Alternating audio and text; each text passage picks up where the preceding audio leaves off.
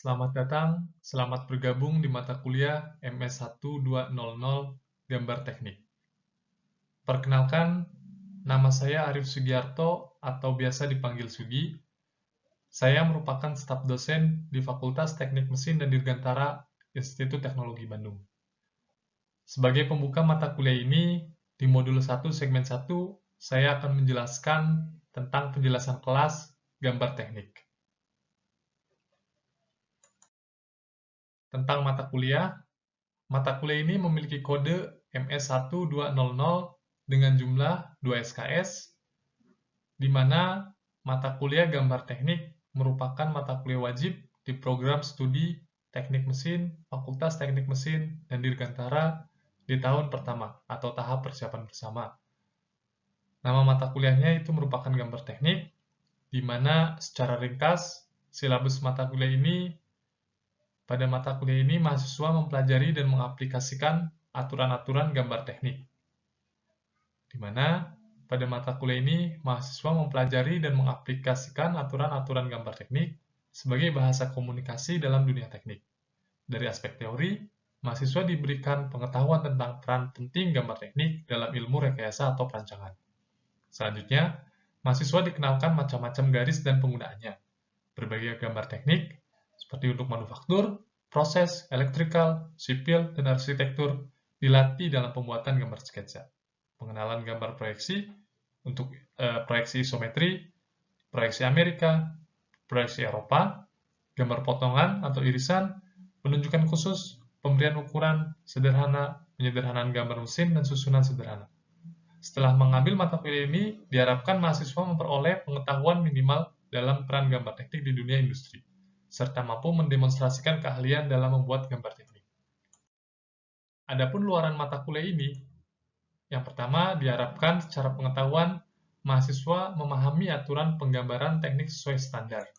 Selanjutnya, aspek pengetahuan yang kedua, mahasiswa diharapkan memahami jenis alat gambar dan kegunaannya. Dari sisi keterampilan, mahasiswa diharapkan mampu menggambar gambar teknik sesuai dengan standar.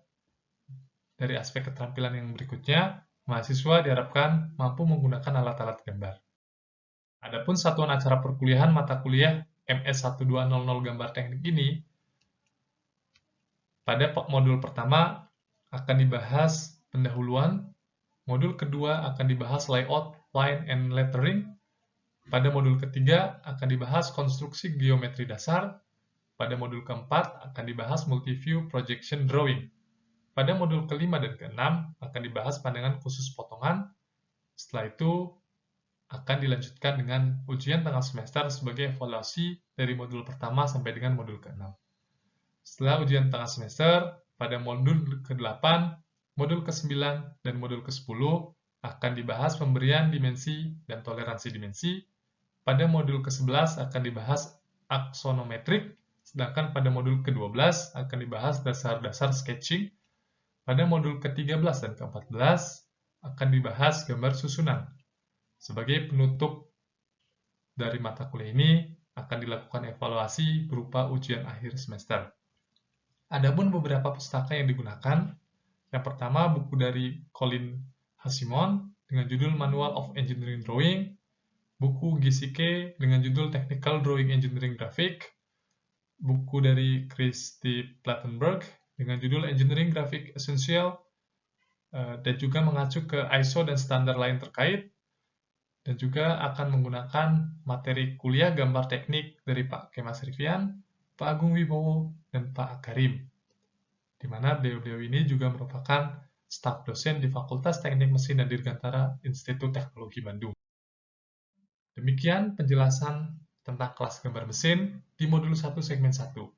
Terima kasih atas perhatiannya, sampai jumpa di modul dan segmen berikutnya. Selamat bergabung kembali di mata kuliah MS1200 Gambar Teknik. Di modul 1 segmen 3 ini, saya akan menyampaikan tentang bahasan bahasa grafis pada keteknikan. Kita mulai dari apa kegunaan gambar teknik. Gambar teknik memiliki fungsi sebagai alat komunikasi untuk menyampaikan hasil pemikiran atau ide perancang menjadi suatu bentuk yang dapat dibaca dan dimengerti. Lalu kemudian sebagai alat komunikasi ini, kita akan lihat bagaimana jika kita misalnya ingin membuat suatu produk, namun antara seorang perancang dengan seorang yang akan membuat produk tersebut, bayangkan menggunakan bahasa lain selain bahasa gambar. Sebagai contoh, misalnya ada seorang bapak yang sudah merancang produk yang diinginkan, lalu kemudian dia menyampaikan ide rancangannya dengan bahasa komunikasi lisan.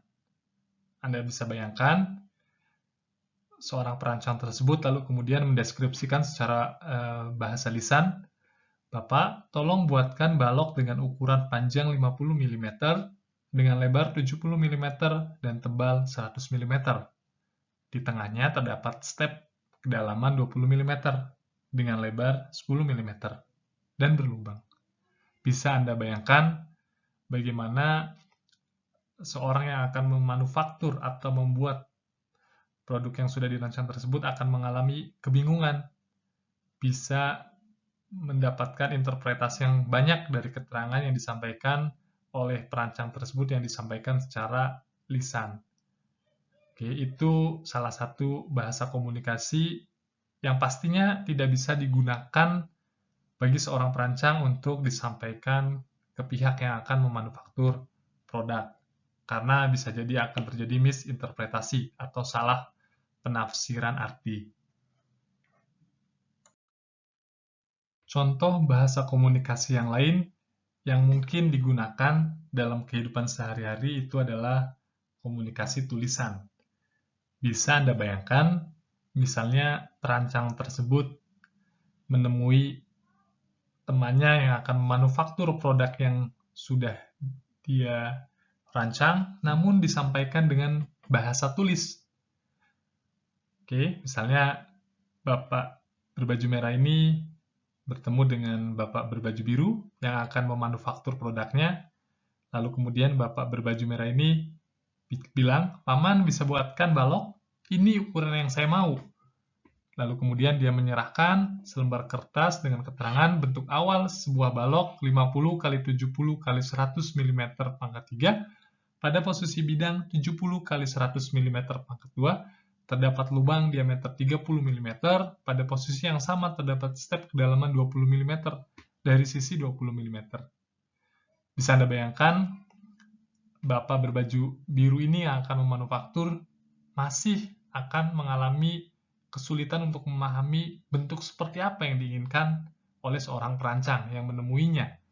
Maka komunikasi tulisan pun masih sangat susah untuk digunakan dalam bahasa keteknikan, terutama ketika akan memproduksi sebuah produk. Selanjutnya, maka di sini peran komunikasi dengan bahasa gambar memiliki peran yang sangat penting. Karena apa? Karena dengan gambar, seorang perancang dapat memberikan gambaran bentuk seperti apa, ukuran berapa, dengan posisi lubang di mana, kedalaman step berapa, ini dapat digambarkan. Secara umum, apa itu gambar teknik? Gambar teknik dapat diartikan sebagai aturan atau tata cara pelaksanaan pembuatan gambar-gambar teknik yang diatur menurut standar yang digunakan.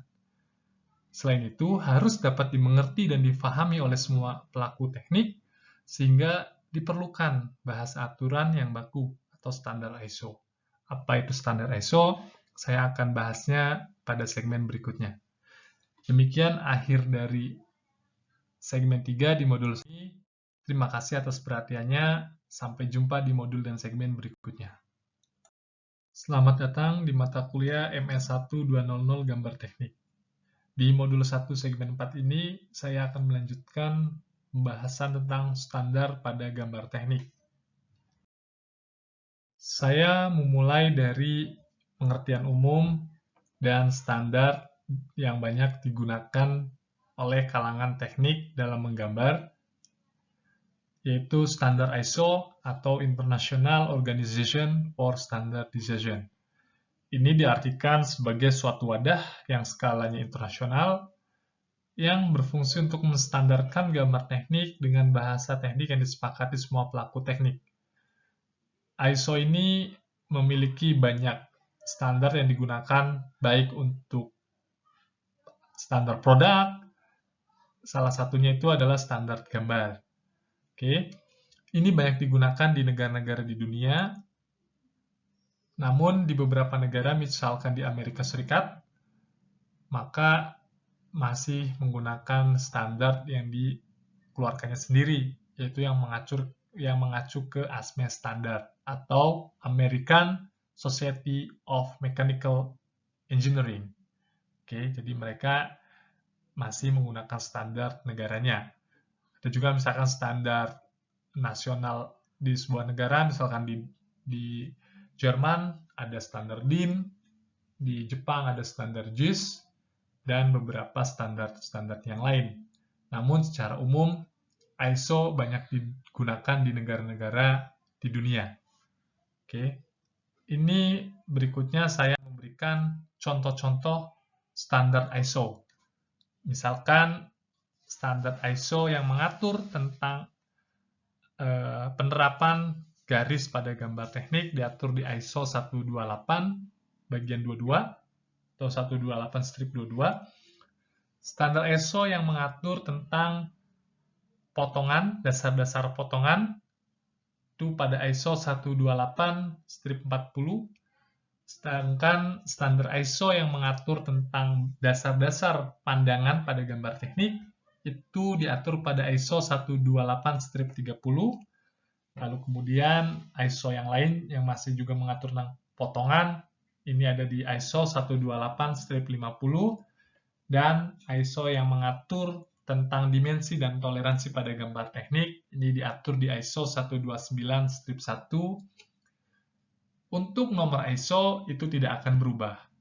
Namun tahun penerbitannya mungkin jika mengalami update akan mengalami perubahan atau keterangan kapan dokumen ISO itu terakhir diupdate. Misalkan ISO 129-1 2004, artinya dokumen tersebut terakhir diupdate pada tahun 2004. Misalkan di tahun 2020 akan dilakukan atau dilaksanakan pengupdatean pada isi ISO itu, maka tahun ISO itu akan disertakan. Misalkan di 2020 diupdate, maka ISO-nya menjadi 129-1 atau 129-1.2/2020. Demikian penjelasan tentang standar yang digunakan di gambar teknik. Terima kasih atas perhatiannya. Sampai jumpa di modul dan segmen berikutnya.